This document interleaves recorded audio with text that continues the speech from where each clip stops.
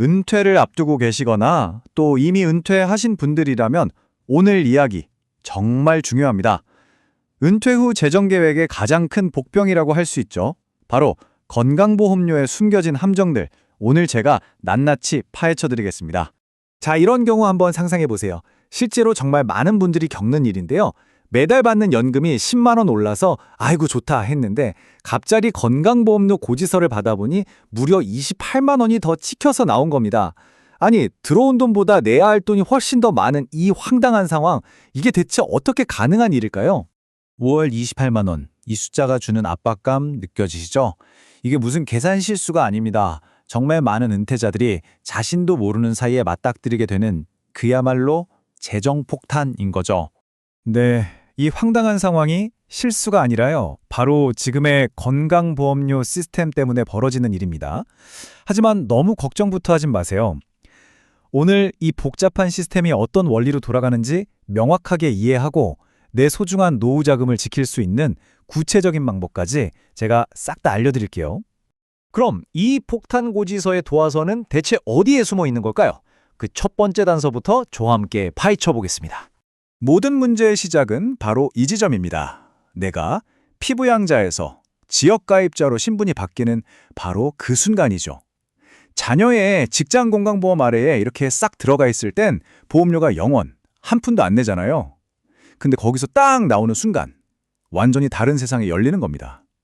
지역가입자는요, 내가 버는 소득뿐만 아니라 내가 가진 재산까지 모두 계산기에 넣고 두드려서 보험료를 매기기 시작하거든요. 이게 바로 첫 번째 함정, 이름하여 소득 2천만 원의 절벽입니다. 이 기준은 정말 칼 같아요. 연간 소득이 2천만 원의 단돈 100원, 아니 1원이라도 넘어가잖아요? 그럼 그 즉시 땡 하고 피부양자 자격이 박탈되고 바로 지역가입자로 전환되는 겁니다. 정말 아찔한 절벽이죠? 근데 여기서 더 중요한 건 이 2천만 원이라는 기준이 단순히 국민연금 하나만 보는 게 아니라는 점이에요. 국민연금 같은 공적연금은 물론이고요. 은행이자나 주식배당금 같은 금융소득, 월세 같은 임대소득, 그리고 소소하게 하는 아르바이트 소득까지 이걸 전부 다 합쳐서 계산합니다. 그러니까 나도 모르는 사이에 이것저것 합쳐져서 절벽 끝에 아슬아슬하게 서게 되는 경우가 정말 많다는 거죠. 지역가입자에게는 또 다른 절벽이 기다리고 있습니다. 바로 금융소득 1,000만 원 기준인데요. 화면을 보시면 그 함정이 명확하게 보입니다. 내 금융소득이 999만 원일 때는 건보료 계산할 때 아예 반영이 안 돼서 0원으로 취급됩니다. 그런데요, 딱 1,000만 원이 되는 순간 그 넘어간 금액만 계산하는 게 아니라 1,000만 원 전체가 갑자기 보험료 산정 대상 소득으로 잡혀버리는 겁니다. 그리고 아마 많은 분들이 가장 억울하게 느끼실 세 번째 함정, 바로 재산입니다.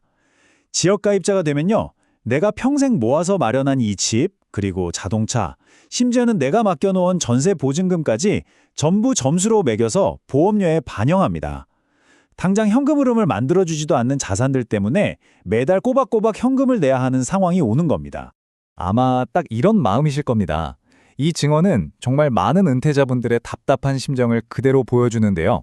내 평생의 안식처가 어느 날 갑자기 매달 나가는 돈의 원인이 된다는 것, 참 받아들이기 힘든 현실이죠. 그런데 여기서 끝이 아닙니다. 2026년부터는 마치 택시미터기처럼 완전히 새로운 계산 방식이 도입되기 때문에 우리가 좀 더 긴장해야 할 필요가 있습니다.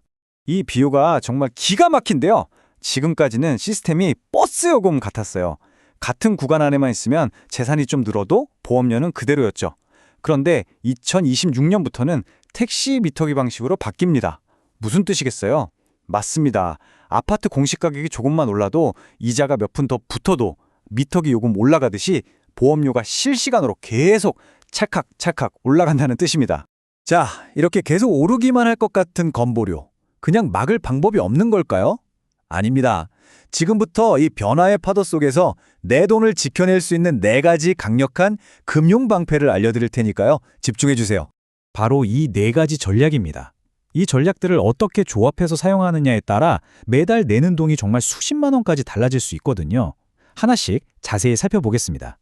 첫 번째이자 가장 강력한 방패는 바로 ISA 계좌입니다. 핵심은 이거예요. ISA 계좌 안에서 발생한 이자와 배당소득은요, 나라의 장부에 영원으로 기록됩니다. 즉, 건강보험료 산정소득에서 완전히 제외된다는 뜻이죠. 이것만 잘 활용해도 피부양자 자격을 지키거나 또 지역가입자라 해도 보험료를 크게 낮출 수 있습니다. 두 번째 전략, 이거 정말 의외라고 생각하실 수도 있는데요. 바로 파트타임이든 뭐든 일을 해서 직장 가입자가 되는 겁니다. 이게 왜 강력하냐면요. 한 달에 60시간 이상만 일하면 직장 가입자가 될 수 있는데 그 자격을 얻는 순간 나를 그토록 괴롭혔던 집, 자동차 같은 재산 점수가 전부 0점 처리, 아예 삭제돼 버립니다. 그리고 보험료는 오로지 내가 받는 그 월급에 대해서만 내면 되니까 훨씬 유리해지는 거죠. 마지막 네 번째 방패는 퇴직 직후에만 쓸 수 있는 비상카드, 바로 임의 계속가입 제도입니다. 퇴직하고 나서 최대 3년 동안은 내가 직장에서 내던 그 보험료를 기준으로 계속 낼 수 있게 해주는 제도죠. 물론 회사 부담분까지 내가 다 내야 하지만 갑자기 폭등한 지역보험료보다는 훨씬 저렴할 가능성이 아주 높습니다. 여기서 가장 중요한 건 시간이에요. 첫 고지서를 받고 딱 2달 안에 신청해야만 이 혜택을 받을 수 있습니다. 자, 이렇게 4가지 방패로 무장했더라도 싸움이 끝난 게 아닙니다. 이 시스템은 여기서 멈추지 않고 계속해서 변할 것이기 때문이죠. 앞으로의 도전 과제는 또 뭐가 있을까요? 지금도 계속되는 논쟁이 있습니다. 바로 우리가 노후를 위해 따로 모아온 연금저축이나 IRP 같은 사적 연금도 과연 건보료 산정에 포함해야 하느냐, 이 문제죠. 아직 결론은 나지 않았지만 이 규칙이 언제든 우리에게 불리하게 바뀔 수 있다는 점을 항상 염두에 두셔야 합니다. 결국 핵심은 이겁니다. 규칙은 계속해서 바뀔 것이고 그 변화를 예측하고 한 발 앞서서 준비하는 사람만이 자신의 자산을 지킬 수 있습니다. 오늘 알려드린 내용들을 바탕으로 지금 바로 여러분의 노후 재정 계획을 다시 한번 점검해 보시기 바랍니다.